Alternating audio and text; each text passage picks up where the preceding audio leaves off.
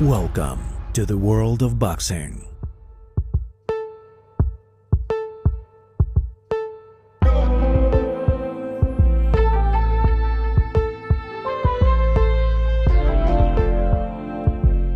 Today we will recall one of the most formidable punchers in the entire history of boxing, his career and his rather tough life. His name was Charles Sonny Liston.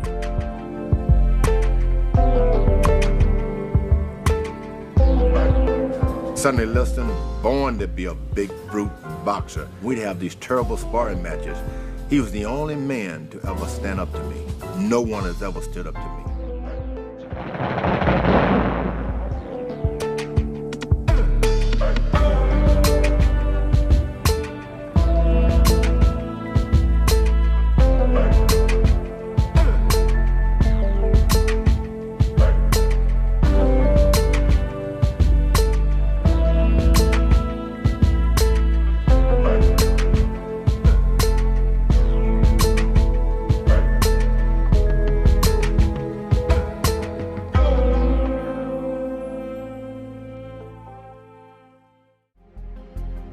Charles Sonny Liston was born on May 8, 1932 in the most deprived district of the city of Little Rock, in one of the poorest states of Arkansas. The family had 25 children from one father and two women, who were unlucky to be his wives in turn. His father, Toby Liston, tried to grow cotton on rented land, though he didn't really know how to do anything in his life except how to make babies, apart from the fact that both wives and children were mercilessly beaten. Most of all, he hated Charlie, who was beaten almost every day. You know why I hate your ass? Because you're a foreign object to life.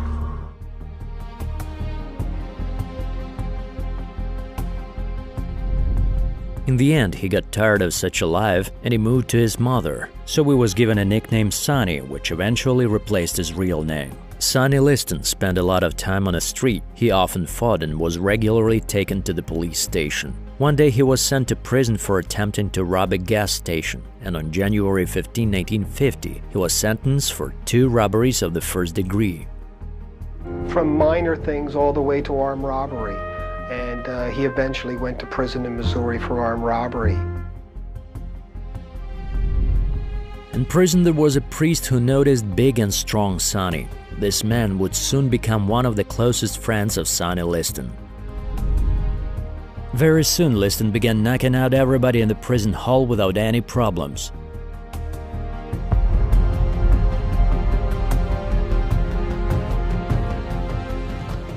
Liston got released with a clear conscience at the end of 1952. He settled in the city of St. Louis, Missouri. During the year, he defeated the strongest amateur boxers, and on September 2, 1953, Sonny Liston became a professional boxer. He won the Golden Gloves here, then he went to the National Championships, where he had 3 fights. None lasted more than 3 minutes. So what do you do with him then? You got to turn him pro. There's no point keeping him an amateur. So we did. Sonny Liston won his first 6 fights, but in the 7th one he lost to Marty Marshall by a split decision. Liston's jaw was broken in several places, but in spite of this, he ended the fight on his feet. Sonny did not break after this defeat and began winning again. Defeating a rival for a rival, he had 2 bright victories, over famous Cleveland Williams and over Zora Foley. Who do you want to fight in the ring in your next engagement? The man got the title. Mr. Floyd Patterson, currently the heavyweight champion. Let us ask you this, Sonny. What have you heard are your chances of getting that title fight? I think it's very good from what I hear. Many didn't want this battle to take place, but the last word of Floyd Patterson was decisive in this matter. They didn't want me to fight him either, because there was a good chance of him winning the fight. And I guess if he should win the fight, he would represent the black race. I just felt that here's a man who's had a very similar life to mine, and I felt that he should get a chance, so I overrode my manager and I gave him a shot. I think he's proved himself as far as being the #1 contender is concerned. I personally think that he has every right to fight for the championship, despite his unfortunate background. Cus D'Amato had no choice, and the battle took place on September 25, 1962 in Chicago. The entire boxing community, including President Kennedy, demanded that Patterson won, but to everybody's disappointment, it was enough about 2 minutes for Liston to knock out Patterson and become a new super heavyweight champion of the world. Sonny Liston moves out to face the big chance of his 28 years of a turbulent life.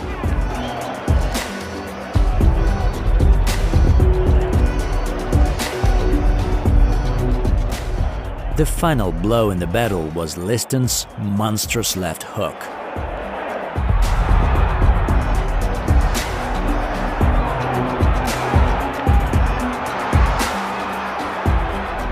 The winner of the new world heavyweight boxing champion, Sonny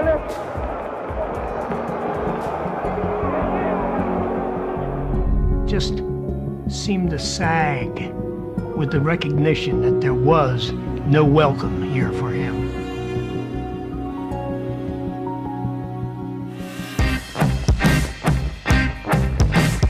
Liston gazed at the enemy like an executioner who loves his work. There was no sadism at all, it was just aggression concentrated to the limit. Many Liston's rivals recalled that the expression on his face before the fight and during the battle had never changed. As some of his rivals said, it was a kind of a mask, only it was put not on the face, but directly on the skull.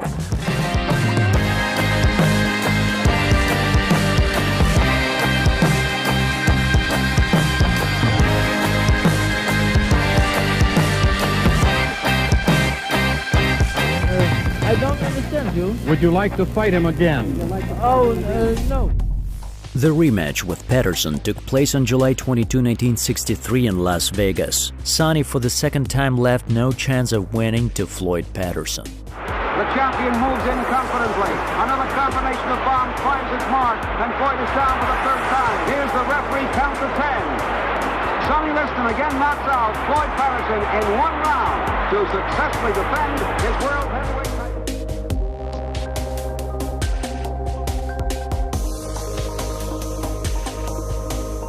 Well, at this particular point, I can honestly say tonight and the first time, and also tonight, Liston was a much better fighter than I was.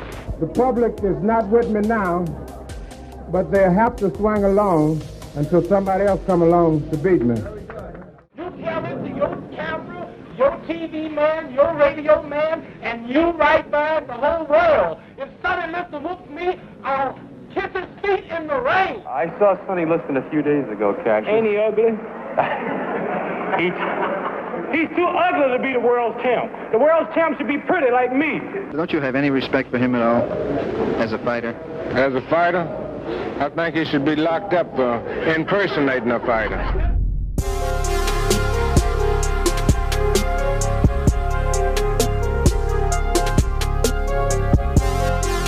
While Sonny had the status of world champion, one very bright, promising, and self-confident character appeared in the world. His name was Cassius Marcellus Clay. It was he who was the main contender for the world crown at the beginning of 1964.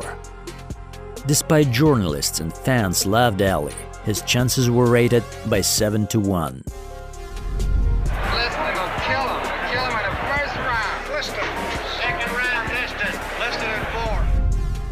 On February 25, 1964, the arena in Miami gathered a number of sports and showbiz stars, as well as 9,000 fans in the stands and millions watching TV. Most of fans predicted Liston's easy victory in the early rounds, but all of them made a mistake. They saw the champion's opponent was a boxer with lightweight speed. The heavyweights don't fight like this, said the commentators, and young Clay flitted around the ring without letting Liston even touch himself. Note that the champion, Liston, all over, body, head, and right hand. The best punch of the fight so far. Another jarring right hand that time, folks. Another one. Sonny wobbles. Cassius has him hurt. At the end of the fourth round, a strange situation happened to Cassius Clay. Something got in his eyes, and he was almost blind and was on the verge of stopping this fight. but his coach calmed the boxer down and tried to wash his eyes, telling him just to run away from Liston in the 5th round. After the battle, many said that the reason for the situation were Liston's gloves, that they were greased with some kind of ointment in his corner. He told Angelo Dundee, his trainer, he said he was blind, he couldn't see. He wanted to quit. Dundee sent him back out there. He said, if you can't fight, run. Angelo just told him, he said, just stay away from him until he'll go away. Cassius still having some problems with his eyes. He's blinking and he's bouncing away continually. Having spent the 5th round in defense, Cassius Clay's vision was restored in the 6th, and he confidently continued leading in the fight. They might be stopping it. That might be all, ladies and gentlemen. Get up there, Joe. Get up there. Get up in the ring. Between the 6th and the 7th round, Sonny Liston refused to continue the fight. Only Clay clearly understood that he was the heavyweight champion of the world. So great, I don't have a mark on my face, and I upset Sonny Liston, and I just turned 22 years old. I must be the greatest. I told the world, I talk to God every day. If God's with me, can't nobody be against me. I shook up the world. I shook up the world. Why did you do it, man?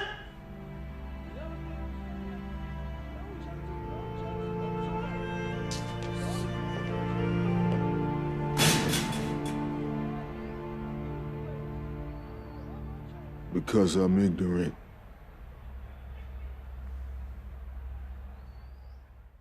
You expect to get a rematch? Well, if Clay want to give me a rematch, I'll take it. And if he don't, I imagine I'll forget it.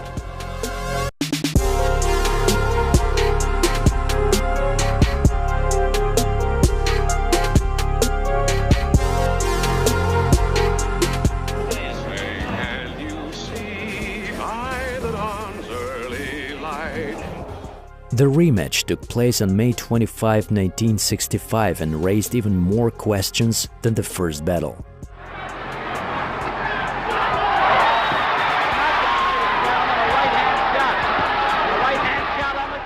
What was it? The blow of a phantom, as the journalists call it, or skimming the battle by Sonny Liston? The answer to this question remains unknown until today. There was a punch, and a hard punch that landed in a vulnerable place. There is footage that shows Liston's neck being snapped back by that punch. The thing that bothered me is Liston could take a hell of a punch. I'd seen him fight guys that were devastating punches. I'd seen him fight those guys. I've seen those guys knock the daylights out of him for a while, but then he would always come on to knock him out.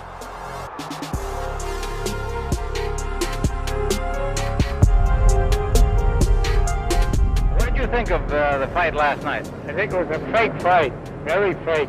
Well, what did you think of? I thought it was a phony.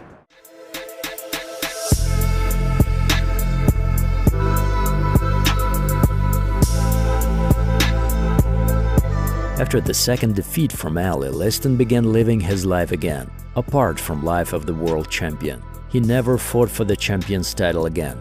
Sonny continued fighting in the ring, though at a lower level. Without major problems, he dealt with middle-class boxers until in December 1969 he met with Leotis Martin, who was not afraid of Liston's terrible gaze and managed to knock out the former world champion. There, the right by Martin. Oh!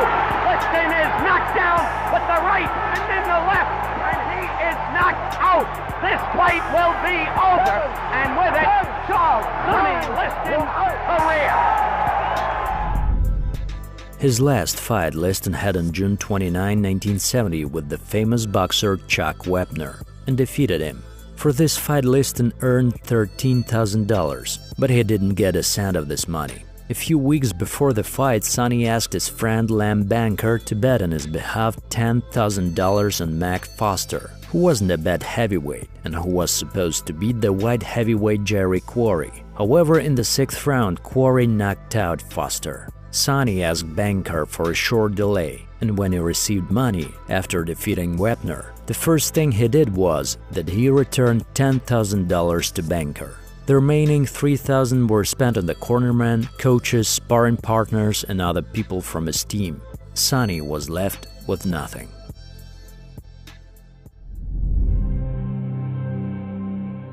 On January 5, 1971, Sonny Liston's wife Geraldine returned home and immediately felt the smell of a decomposing body. She realized that Sonny was long dead. Geraldine found Sonny's body at 8:30 p.m. She called up the police and close relatives. I called my attorney and told him that Sonny was dead. He said, "How you know he's dead?" I said, "Well, he's laying, I can see he's swelled up, you know?" So he said, "Well, lock up and don't say anything." The police arrived in 3 hours and determined that Liston died about 6 days ago. Sonny Liston, the former heavyweight boxing champion, was found dead last night in his Las Vegas home by his wife. He was 38. He had been dead for at least a week. An autopsy failed to show the cause of death, and further studies will be made. Police said that they found small quantities of what appeared to be heroin and marijuana in the home. It was officially stated that the cause of death was an overdose of heroin. All his life, Liston was afraid of injections, and he even canceled fights to Europe in order not to be vaccinated. Few of his surroundings believed that Liston could take drugs. Where was the surgical tubing that he would have probably used to wrap around his arm to expose a vein? Where was the spoon used for cooking? Had it been moved? None of this stuff was present. Scars on the arms of Sonny Liston, which at that time appears they were interpreted as needle marks. People say, well, he couldn't have done drugs. He was afraid of needles. Nobody knows for sure when he was born, just as nobody knows when he died. He was a mystery to others, and even to himself, but he managed to leave a bright mark on boxing history as a person whose opponents were afraid of looking into his eyes.